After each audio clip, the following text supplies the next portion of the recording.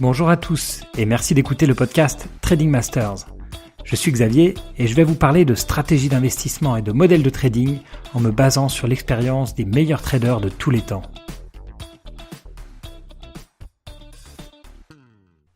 Bienvenue dans le 5e épisode du podcast Trading Masters. Aujourd'hui, et je pense pendant encore quelques épisodes, on va parler hedge funds. Je vais commencer par vous expliquer ce qu'est l'alpha, le bêta, la vente à découvert, l'effet de levier, et on parlera du trading algorithmique ou statistique, donc principalement les modèles de trading. À ce propos, je vais vous partager une petite anecdote, et j'essaierai de faire ça au début de chaque épisode. J'avais un collègue, quand je faisais du trading pour compte propre, qui faisait du trading sur futurs sur indice. Donc il jouait les différences entre les différents indices européens. Il jouait sur 5 ou 6 indices long short. Et un jour, son modèle de trading plante en pleine journée. Donc il essaye de résoudre le problème avec l'informatique. Et au bout de 10 minutes, il y a un trader du desk d'arbitrage sur indice qui vient nous voir et qui nous demande mais est-ce que quelqu'un achète en masse des futurs sur l'Eurostoxx parce qu'il voit passer des tailles énormes, il sait que l'acheteur c'était notre banque et c'est pas chez lui, donc il était très surpris des volumes. Donc on lui dit non, c'est pas chez nous, donc on voit pas le lien. Et 15 minutes plus tard, on se rend compte que le problème perdure et en fait on a eu la solution, c'était que un informaticien, en essayant de relancer le modèle et le logiciel en fait de mon collègue en question, à chaque fois qu'il relançait le script, ça rebalançait 1000 futurs sur l'Eurostoxx.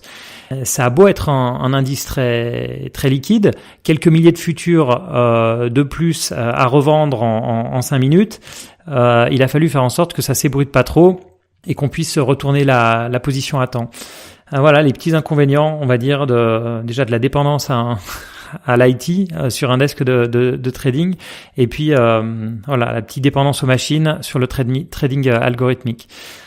Maintenant, parlons un peu plus en détail des hedge funds, qui est un sujet qui m'intéresse particulièrement, car j'ai toujours fait du trading décorrélé des marchés, grâce à des positions long short, à l'utilisation d'options ou de futurs, ou bien en étant sur des situations spéciales comme les fusions-acquisitions. Donc des techniques très similaires à celles utilisées par les hedge funds. Le terme hedge, dans le sens financier, veut dire couverture. Et se couvrir, c'est réduire son exposition au mouvement de marché en transférant le risque.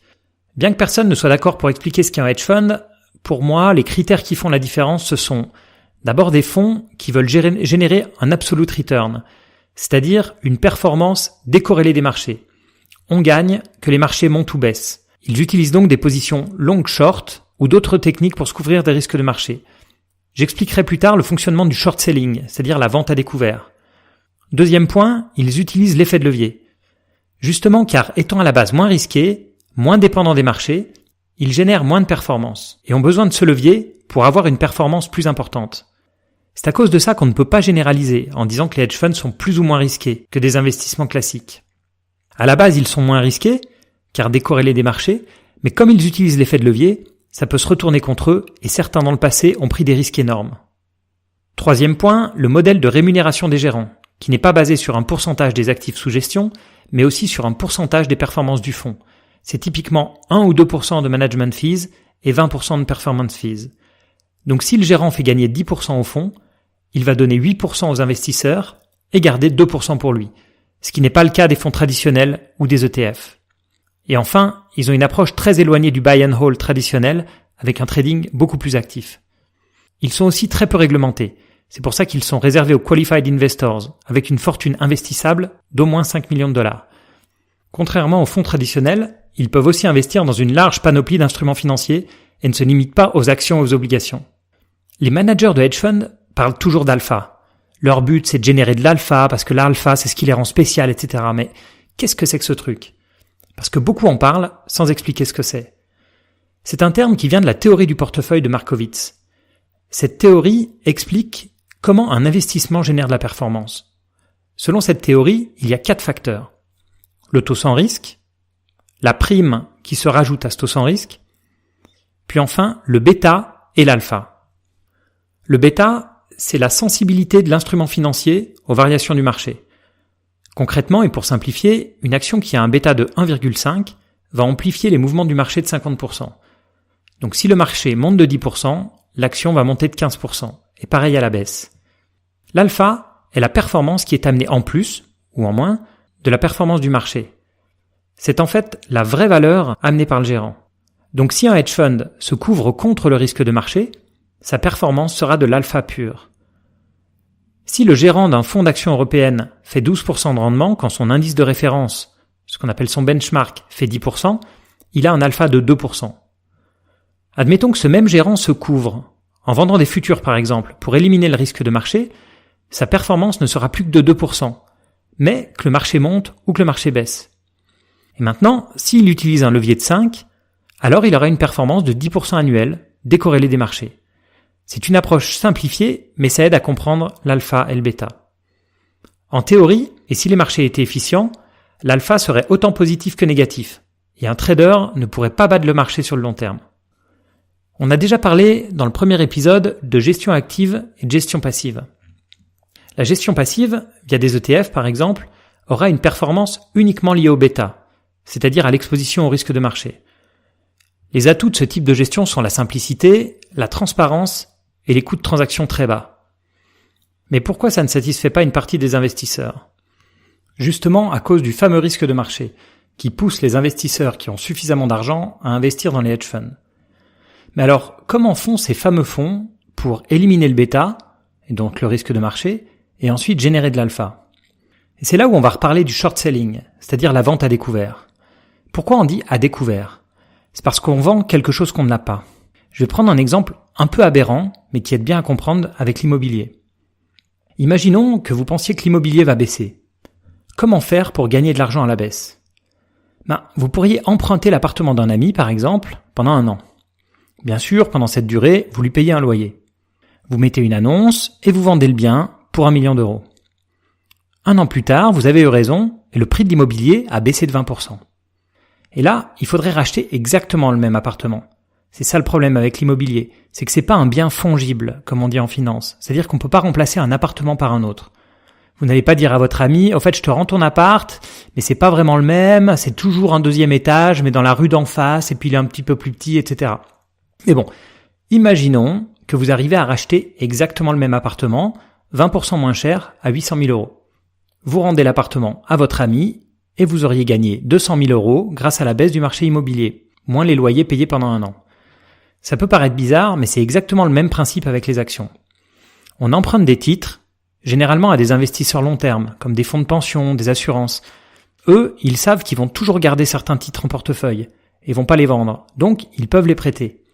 Ça va leur rapporter 10 ou 15 bips, 0,1 ou 0,15%, qui seront payés par l'emprunteur du titre.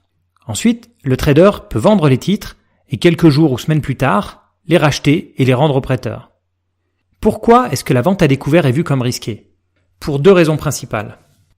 D'abord, la possibilité de hausse d'un titre est illimitée, contrairement à la baisse. Si vous êtes long, donc vous possédez une action qui vaut 10 euros, vous ne pouvez perdre que 10 euros. Alors que si vous êtes short et que le titre monte à 100 euros, vous perdez 90 euros. Dans la réalité, les baisses sont beaucoup plus violentes que les hausses, donc c'est rarement un problème.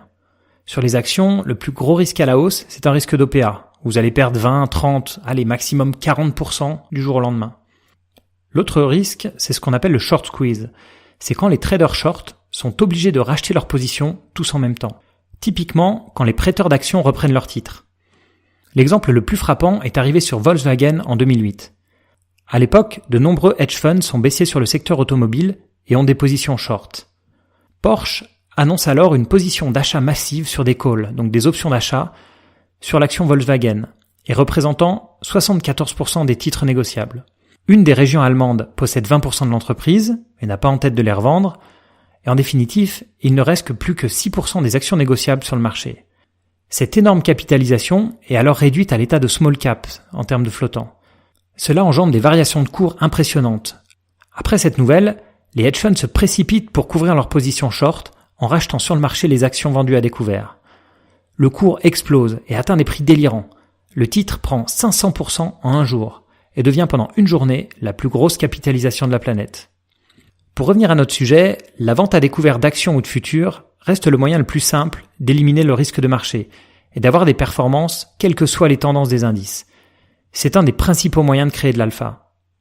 Parlons maintenant du premier hedge fund, celui d'Alfred Jones.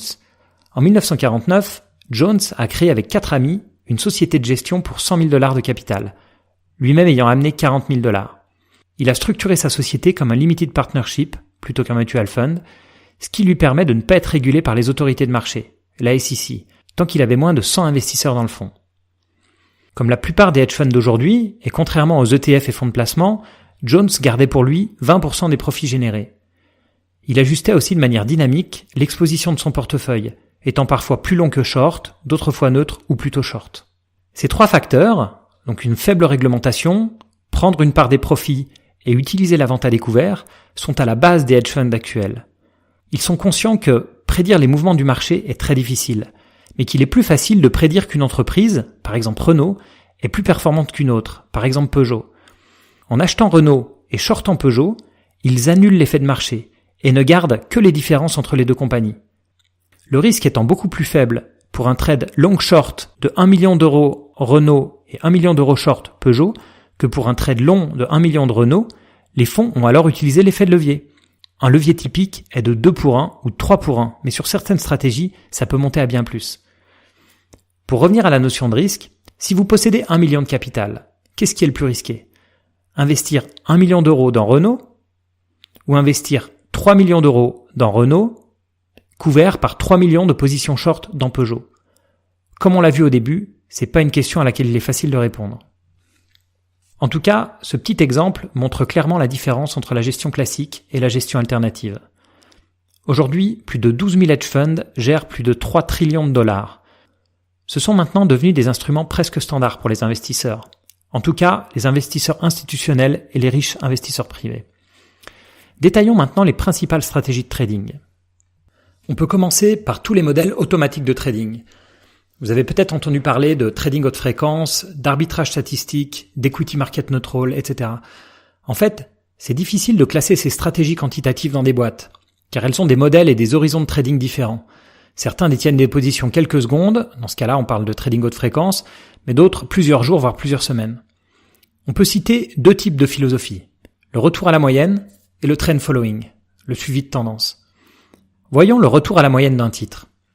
Lorsqu'un titre s'éloigne de sa moyenne de manière significative, le modèle parie sur un retour à la normale sur le court terme.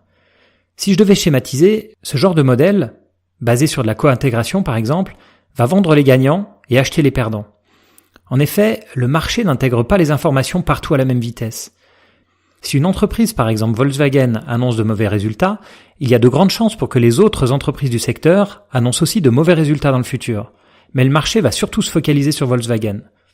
Si ce jour-là, Volkswagen baisse de 5% et Renault de 3%, le modèle va avoir tendance à acheter Volkswagen et shorter Renault, en partant du principe que l'écart entre les 2 titres va se réduire à court terme. Même sur un marché sans nouvelles particulières, vous pouvez avoir des écarts qui se créent à cause des gros ordres de vente ou d'achat. Imaginons qu'on a un très gros vendeur sur un titre, Nestlé par exemple, car un investisseur veut prendre son profit, alors que les autres actions ne bougent pas. Le modèle va alors acheter Nestlé et vendre les autres titres comme Danone, qui est un concurrent direct de Nestlé. Bien sûr, pour s'assurer de rester le plus neutre possible, ça demande de rajouter plusieurs critères. Un modèle basique va avoir un panier d'actions long de 10 millions d'euros par exemple, et un panier d'actions short de 10 millions d'euros aussi. Mais ça ne suffit pas. On va aussi essayer d'être neutre en termes de secteur, sinon vous pouvez vous retrouver long de Volkswagen et Renault par exemple, et short de Danone et Nestlé. Donc vous pensez être neutre, alors qu'en fait, vous jouez sans vous en rendre compte un secteur contre un autre. Donc vous ne jouez plus un retour à la moyenne, mais vous jouez le secteur automobile contre le secteur alimentaire. Même chose pour les pays. Donc il y a toute une étude à faire du portefeuille pour s'assurer qu'on n'a pas des biais cachés dans sa construction. Ensuite, une fois que vous avez inventé un modèle de trading, il faut le backtester, c'est-à-dire qu'on fait une simulation avec les données du passé. Il y a beaucoup plus de pièges qu'on s'imagine quand on fait cet exercice. Par exemple, on va tester un modèle très simple sur les actions de l'Eurostoxx 50. Tous les soirs, on achète les 25 plus mauvais performeurs et on short les 25 meilleurs performeurs. Modèle très basique. On fait ça tous les soirs et on clôture les positions à l'ouverture suivante, donc le lendemain matin. Admettons qu'on teste ça sur les 10 dernières années et que ça marche. On se dit bingo, je vais faire ça tous les jours et je vais devenir riche. Mais regardez la composition de l'Eurostoxx 50 il y a 10 ans. Ça n'a rien à voir avec celle d'aujourd'hui. Tous les titres en faillite ou victimes d'OPA ont disparu. C'est ce qu'on appelle le biais du survivant. Mais aussi, seules les plus grosses capitalisations sont présentes, les titres qui ont le mieux marché. Celles qui ont sous-performé et les entreprises qui sont trop réduites ont été sorties de l'indice. Un autre piège, encore plus classique, c'est qu'il est très facile de suroptimiser un modèle. Par exemple, admettons qu'en testant ce même modèle, vous vous rendez compte qu'acheter 25 actions et shorter 25 actions ne marche pas.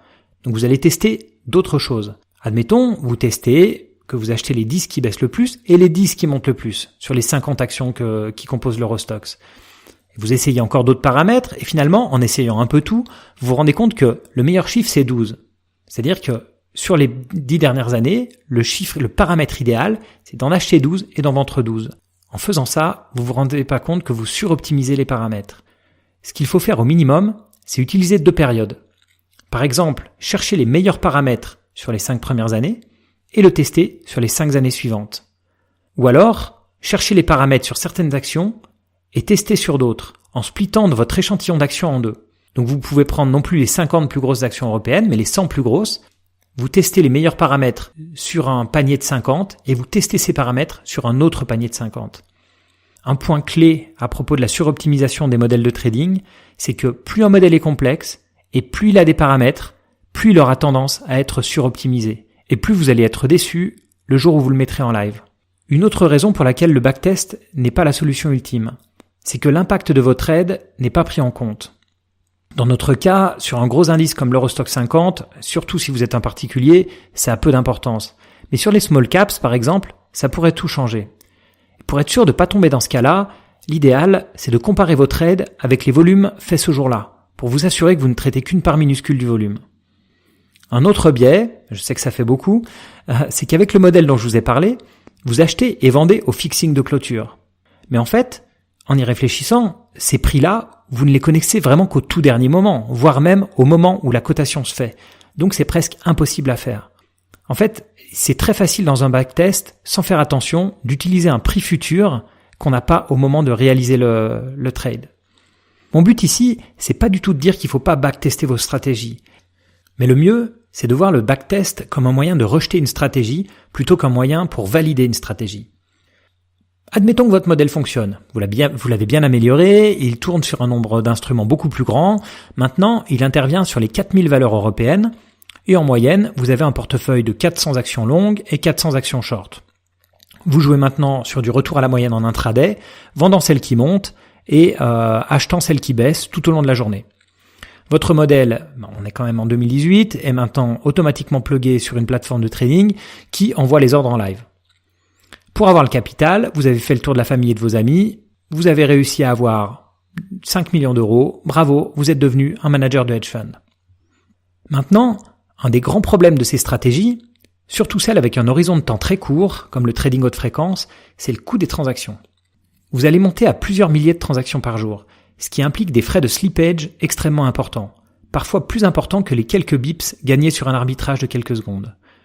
Le slippage, c'est la différence entre le prix auquel vous vouliez trader et le prix réel de la transaction. Ça peut venir de plusieurs choses. Imaginons que sur votre écran, vous voyez Nestlé et Danone toutes les deux à 10. On oublie le taux de change, on simplifie tout, ok? C'est juste un exemple. Tout d'un coup, Nestlé passe à 11 et Danone reste à 10. Il y a d'abord le temps entre le trade au niveau du marché et le moment où il s'affiche sur votre écran. Ensuite, il y a le temps de calcul de votre modèle. Ça peut paraître bête, mais si vous avez un modèle complexe qui fait des calculs de corrélation entre 4000 actions européennes, ça peut typiquement être le type de calcul fait par des hedge funds, 4000 x 4000, ça fait 16 millions de calculs de corrélation à faire sur des données passées. Ensuite, il reste le temps d'envoi des ordres de votre serveur jusqu'au marché. Autant vous dire que le marché a eu bien le temps de bouger entre-temps. On va détailler un petit peu plus cette course à la vitesse des traders haute fréquence. Les serveurs de la bourse de New York sont dans le New Jersey, à 60 km de New York. Sur une liaison en fibre optique, la lumière parcourt en théorie 200 mètres en 1 microseconde. Mais sur une plus grande distance, les incontournables équipements réseau freinent la lumière, au point que 100 km seront au mieux parcourus en 1 milliseconde, et plus microseconde.